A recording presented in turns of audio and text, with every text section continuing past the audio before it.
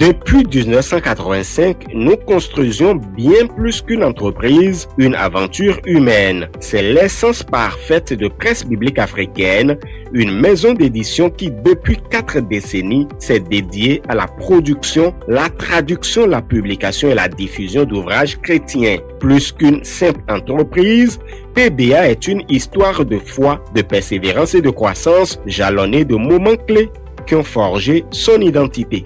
Aujourd'hui, quand nous parlons de 40 années, c'est d'abord à ces personnes, à ces héros de la littérature que je pense.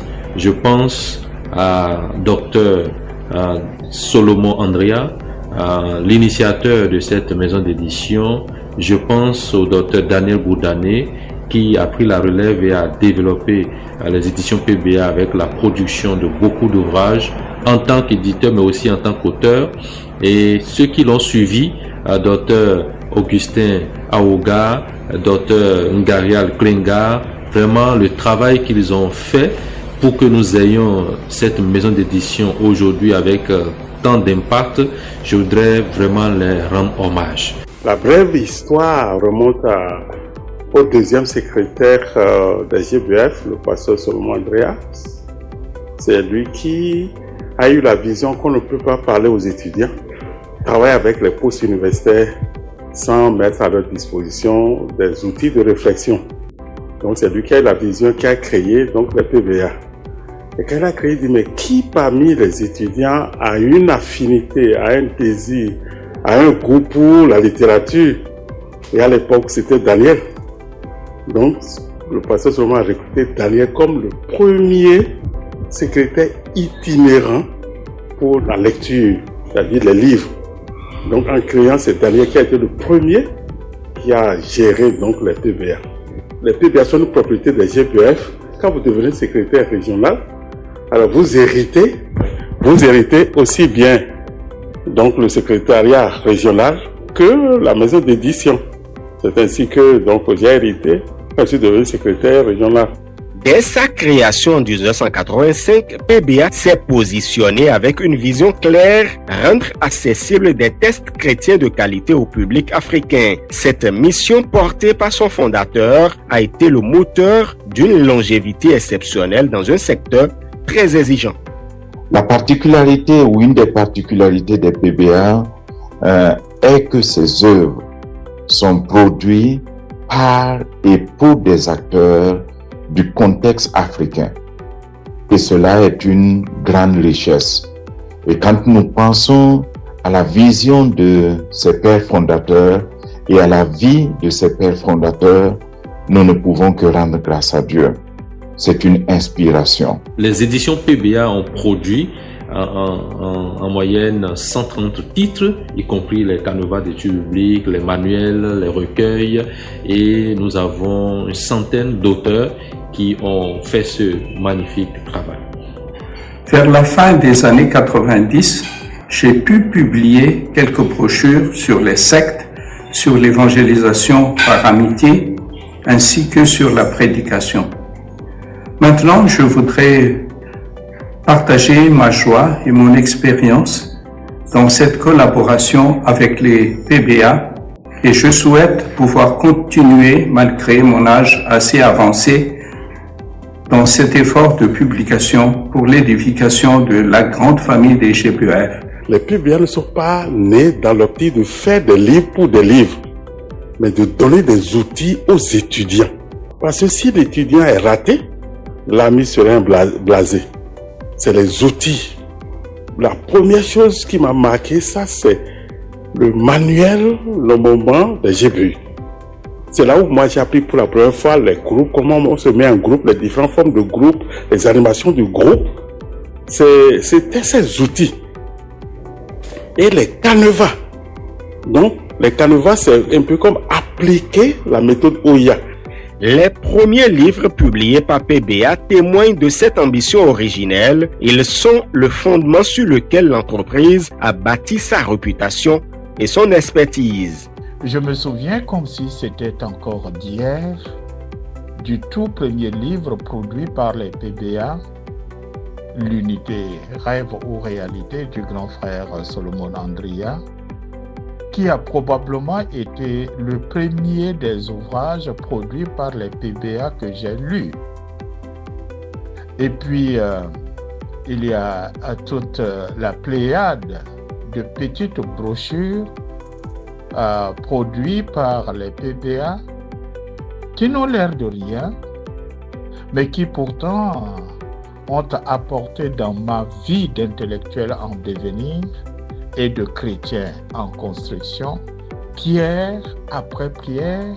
L'œuvre ou l'ouvrier de Solomon Andria, c'est des livres que nous avons lus très très jeunes et tout au fil des années, PBA est resté cette maison dont nous pouvons consommer la littérature sans modération, dont nous pouvons consommer les publications sans même réfléchir parce que nous savons que c'est la pure publication qui rafraîchit sur le plan évangélique. Le premier livre qui a fait connaître les PBA sur le plan international, c'est le leadership par excellence.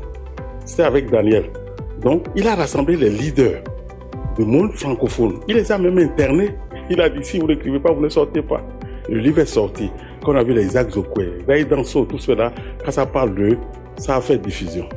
Donc, là, ce n'est plus seulement les outils qu'on a élevés pour dire, mais si vous devenez responsable, quels sont les outils dont vous avez besoin? Quel est le prototype? Quels sont les modèles existentiels au niveau des GBF? Et ça a fait espoir. Je me réjouis d'avoir participé à l'élaboration du premier livre de référence des presses bibliques africaines, notre maison d'édition.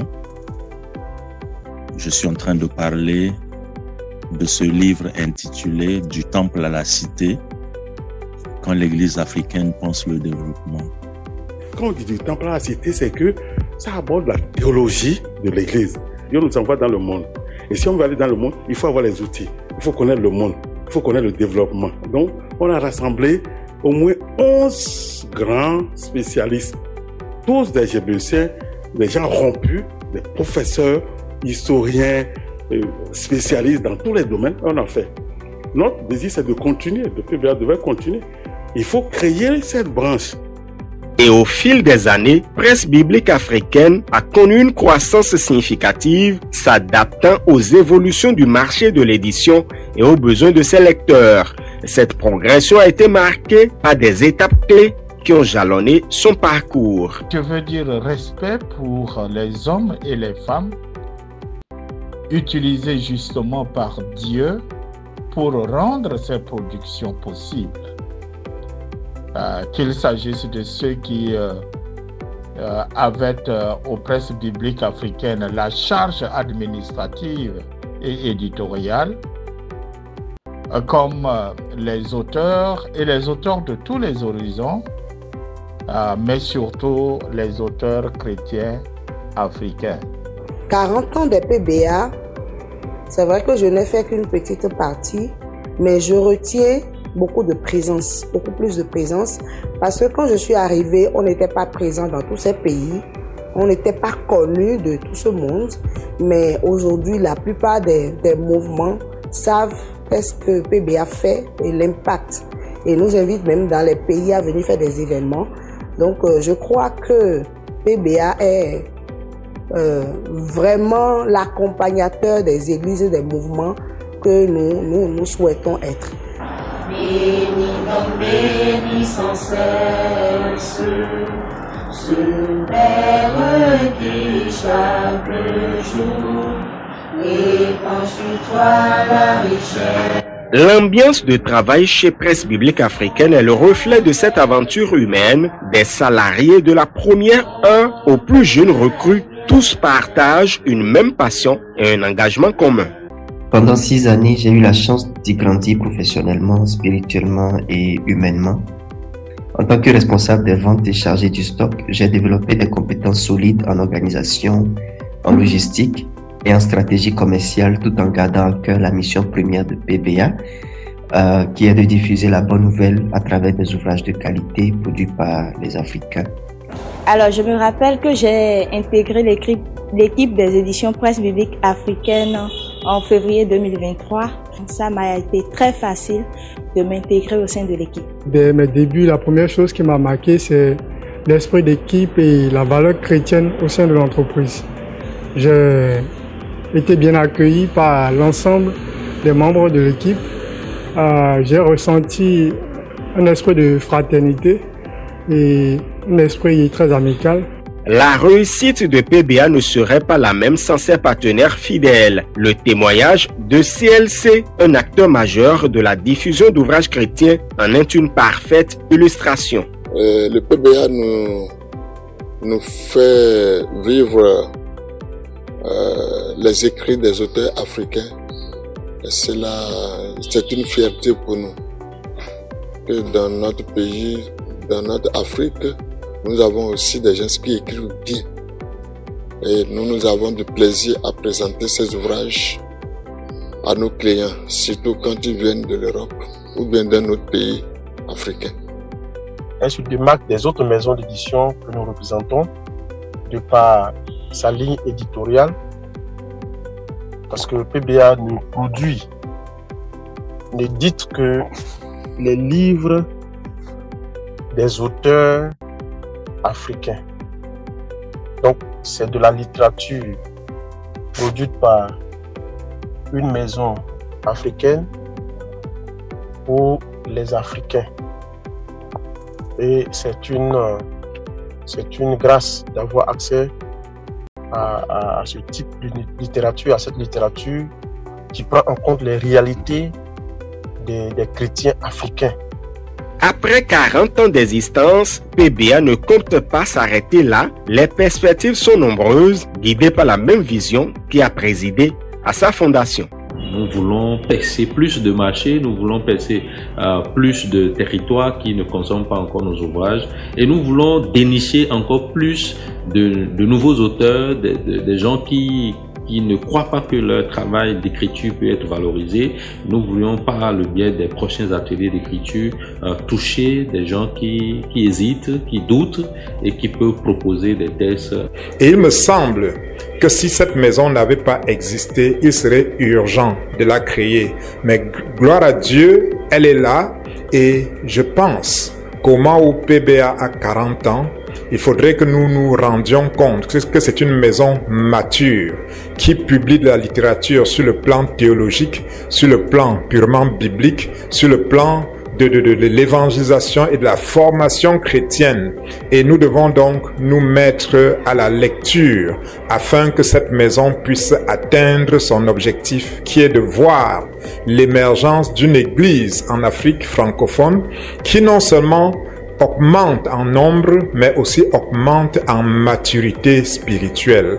Presse biblique africaine continue d'écrire son histoire, une histoire où la publication d'ouvrages chrétiens va bien au-delà de la simple production de livres. C'est une mission, une passion, une aventure humaine qui se poursuit et s'amplifie.